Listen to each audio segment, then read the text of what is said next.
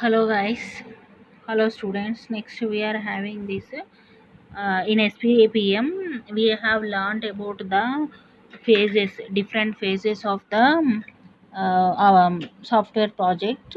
Now we are going to learn about the artifact sets. In this artifact sets, we are having or we are used to develop to complete the software system manageable. Distinct collections of different informations are organized into artifact sets. Okay, so we are taking distinct collections of the information are and organized into artifact sets. Okay, that is nothing but we are arranging in each and every um, phases, that is steps. Okay, each set comprises related artifacts that are persist and is a uniform representation format. Okay, so we have learned different types of artifact sets. What are they like? You have taken this requirement sets, design sets, implementation sets, and deployment sets. Okay, and management set. Okay, so now we are going to learn about how the artifact evaluation over the life cycle is taken place. Okay, so what is the artifact evaluation over the life cycle? See, in this here already we know we are having different types of stages, phases. What are they? Requirements phase, design phase, implementation, and deployment. So in each and every phase, what how much work should be done? Okay, so in inception, how much requirement is done, how much redesign is done, how much implementation is done, and deployment is done. Okay, and in elaboration, how the work is done, same like requirement, design, implementation, and deployment. Okay, so these two, inception and elaboration, are comes under the engineering stage. Next we are having construction and transition stage. In this also, how the requirements, design, implementation, and deployment are taken. These two stages are called production stage. So why we are taking this means each state of development is represents a certain amount of precision in the final system description. Okay, so in early life cycles precision is low, and the representation is generally high. So eventually, that is nothing but nowadays the precision of representation is high, and everything is specified in a full detail. Okay, so at any point in the life cycle, these five sets will be in different states of completeness. Okay, whatever the life cycle or at any point of this life cycle, these five stages makes or plays an important role. So however, they should be at compatible levels of detail and reasonably traceable to one another. Yes or no? Okay, they should be compatible and in each and every level, and should be easily learned by one another. So this performing detailed traceability and consistency analysis earlier in the life cycle, when position is low and changes are frequent, usually has a low return on investment. Okay, so we should get high return on the investment. So nowadays, as development proceeds, the architecture stabilizes and maintaining traceability linkage among artifact sets is worth the effort. Okay, whatever you are doing, they are stabilizing and maintaining the traceability of these linkages. Then the combining with these artifacts, then you can get a worthful results. Okay, so each phase of the development focus on the particular artifact sets. At the end of each phase, the overall system state will have progressed on all sets. Okay, so All phases are focused on these artifacts. At the end of these phases, you have to give the progress of all sets to these artifacts. Okay, so the inception phase focuses mainly on critical requirements, usually with a secondary focuses on an initial development view.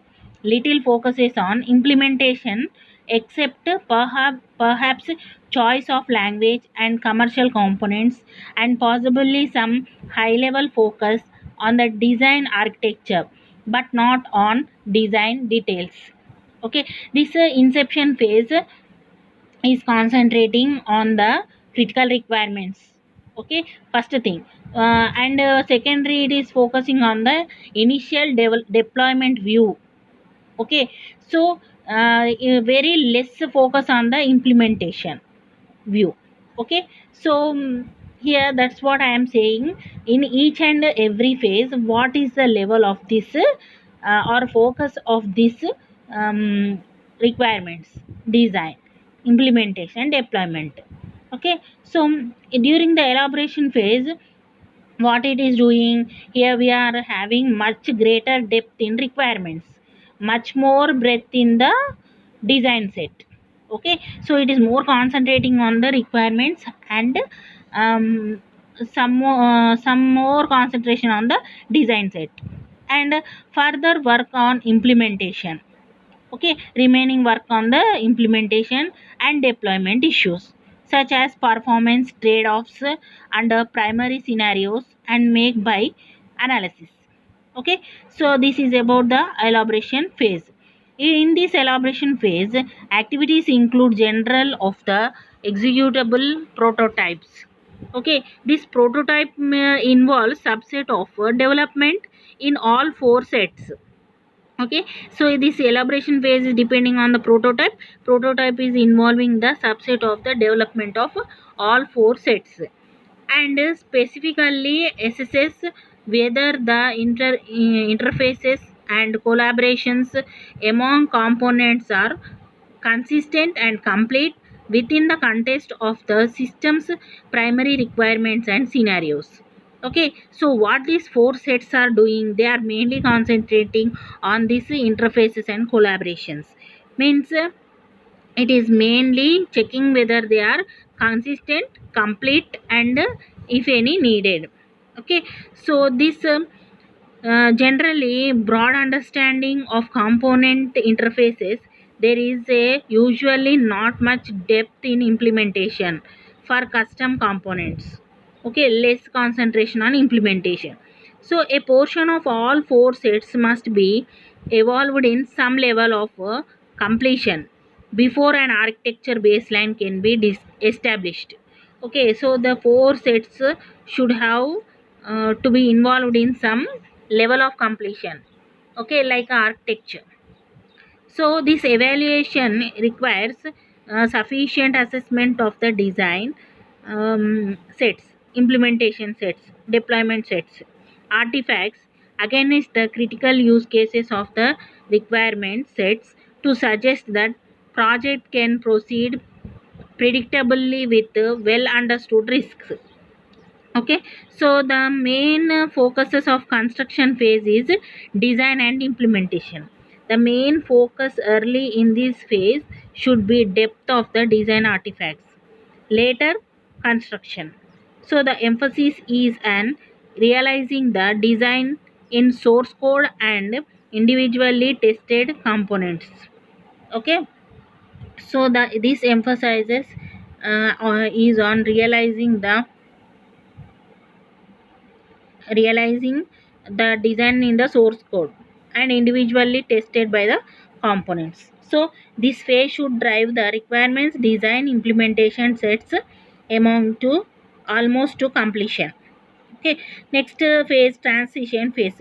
In this transition phase is achieving a consistency and completeness of the deployment set in the context of the other sets. Okay, this is the final set. Okay, in this All four sets are fully elaborated um, and consistent with one another. So in contrast to the conventional practice, you do not specify the requirements, they do the design and so forth. So instead, you evolve the entire system. Decisions about the deployment may affect the requirements. So, not just the other way around.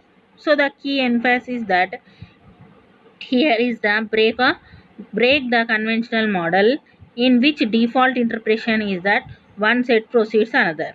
Okay, so one here what it is doing means finally see one state of entire system evolves into a more elaborate state of the system, so usually involving evaluation in each of the parts.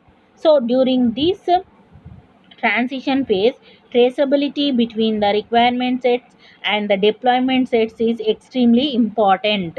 So, the evolving requirement sets capture a mature and price representation of stakeholders acceptance criteria, and deployment sets represents the actual end user product.